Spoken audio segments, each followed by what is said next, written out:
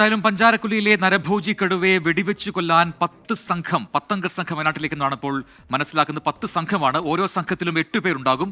അടിയന്തര ആവശ്യങ്ങൾക്കായി 50 ലക്ഷം രൂപ അനുവദിച്ചിട്ടുണ്ട്. ദുരന്ത നിവാരണ അതോറിറ്റി യോഗത്തിലാണ് ഈ തീരുമാനം ഉണ്ടായിരിക്കുന്നത്. MG പ്രതീഷ് തിരുവനന്തപുരത്തും ചേരുന്നു കൂടുതൽ വിവരങ്ങളുമായി. പ്രതീഷ്, അപ്പോൾ നരഭോജി കടുവയെ കൊല്ലുക എന്നത് തന്നെയാണ് ദൗത്യം. അതിനായി 10 സംഘങ്ങൾ, 8 പേരടങ്ങുന്ന 10 സംഘങ്ങൾ എന്ന് പറയുമ്പോൾ 80 അംഗ സംഘം അതിനായി മാത്രമായി വയനാട്ടിലേക്ക് പോവുകയാണ്. ഇവർ ആരൊക്കെയാണ്, ഏതൊക്കെ സേനകളിൽ നിന്നുള്ളവരാണ്? അത്തരം വിശദാംശങ്ങളൊക്കെ ലഭ്യമായിട്ടുണ്ടോ?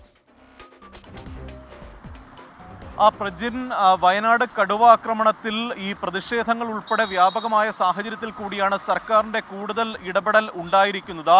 ഈ ചീഫ് സെക്രട്ടറി ഉൾപ്പെടെ പങ്കെടുത്ത ദുരന്ത നിവാരണ അതോറിറ്റി യോഗത്തിലാണ് നിർണായകമായ തീരുമാനങ്ങൾ സർക്കാർ കൈക്കൊണ്ടിട്ടുള്ളത്. അത് ഈ കടുവയെ വെടിവെച്ച് കൊല്ലാൻ തന്നെയാണ് നിലവിൽ സർക്കാരിന്റെയും തീരുമാനം. ആ ഒരു നിലപാട് തന്നെയാണ് സർക്കാരിനും ഇക്കാര്യത്തിൽ ഉള്ളത്. ഈ കടുവയെ കൊല്ലുന്നതിനായി 10 അംഗ സംഘം, ഈ 10 സംഘങ്ങൾ വയനാട്ടിലേക്ക് യാത്ര തിരിക്കും. തിരുവനന്തപുരത്ത് നിന്നും ഈ സംസ്ഥാനത്തിന്റെ വിവിധ ഭാഗങ്ങളിലുള്ളവരും ഈ സംഘത്തിൽ ഉണ്ടാകുമെന്നതാണ് നമുക്ക് മനസ്സിലാക്കാൻ കഴിയുന്ന കാര്യം. ഓരോ സംഘത്തിലും 8 പേരുണ്ടാകും. അങ്ങനെ 80 അംഗ സംഘം കൂടി വയനാട് പഞ്ചാരക്കൊല്ലിയിൽ ഇതുമായി ബന്ധപ്പെട്ടുള്ള പ്രവർത്തനങ്ങൾക്ക് എത്തും. ഈ പോലീസിലെ തന്നെ ഷാർപ്പ് ഷൂട്ടേഴ്സും ഈ സംഘത്തിൽ ഉണ്ടാകുമെന്നതാണ് ഈ യോഗത്തിലെടുത്ത തീരുമാനങ്ങളിലൊന്ന്. ഈ അടിയന്തര ആവശ്യങ്ങൾക്ക്, ഇത്തരത്തിൽ ഇതുമായി ബന്ധപ്പെട്ടുള്ള പ്രവർത്തനങ്ങൾക്കായി 50 ലക്ഷം രൂപയും സർക്കാർ അനുവദിച്ചിട്ടുണ്ട്. അത് ദുരന്ത പ്രതികരണ നിധിയിൽ നിന്നായിരിക്കും ഈ പണം കൈമാറുന്നത്.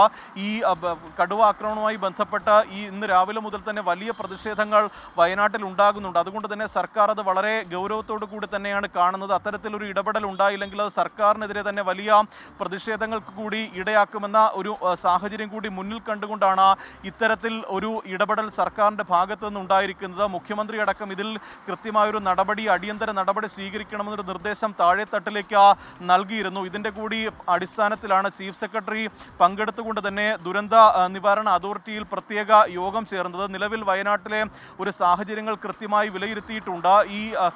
ഇത്തരത്തിൽ ഈ ഷൂട്ടിങ്ങിന് വൈദഗ്ധ്യമുള്ള ഉദ്യോഗസ്ഥരുടെ ഒരു സേവനമടക്കം ഈ വിഷയത്തിൽ തേടിക്കൊണ്ടായിരിക്കും ഒരു നടപടിയിലേക്ക് സർക്കാർ കടക്കുന്നത്. 10 സംഘങ്ങളായിട്ടാണ് ഇപ്പോൾ വയനാട്ടിലേക്ക് പോകാൻ പോകുന്നത്. അതിൽ ഒരു സംഘത്തിൽ 8 പേരടങ്ങും എന്ന കൂടി വിവരം ഇപ്പോൾ പുറത്തുവരുന്നത്. MG പ്രതീഷാണ് വിശദാംശങ്ങൾ നൽകിയത്.